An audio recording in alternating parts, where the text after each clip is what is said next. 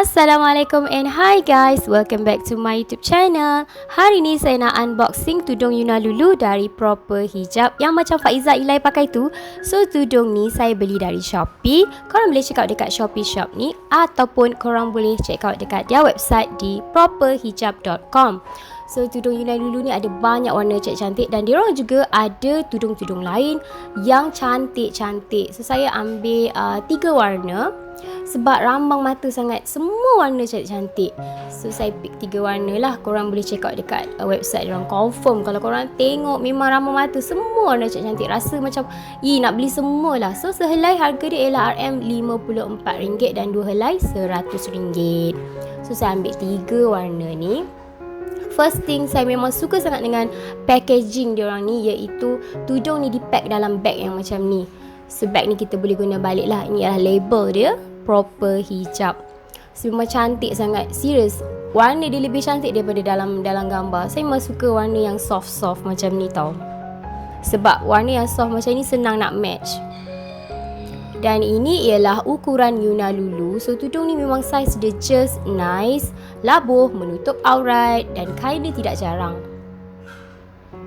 So inilah warna yang kedua. So saya ambil 3 warna dululah, sebab nak test dulu kan, nak tengok okey ke tak okey ke kan, nak tengok sesuai ke tak sesuai dengan saya. So saya test dulu, ambil 3 warna. Nanti kalau okey, bolehlah kita beli lagi. So cara nak pakai dia sama macam tudung sekolah, sebab pattern dia pun macam tudung sekolah je. So teringatlah macam sekolah-sekolah kita dulu kan, zaman kita sekolah pakai tudung sekolah macam mana, just sarung saja.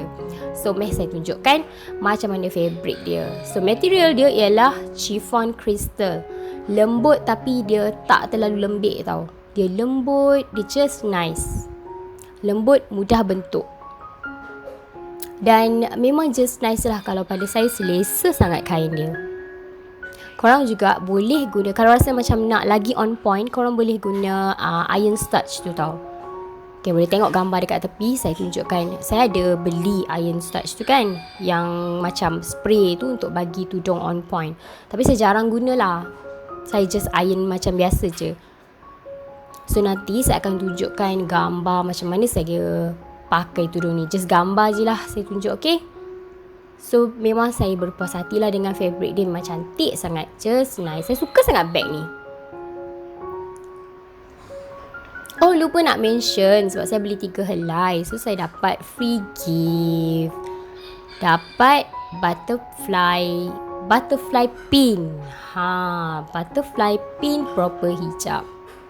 Comel sangat. So saya akan tunjukkan gambar saya pakai tudung. So okey lah, itu saja video saya kali ini. Korang boleh tengok gambar saya lepas ni, okay? Thanks for watching. Bye.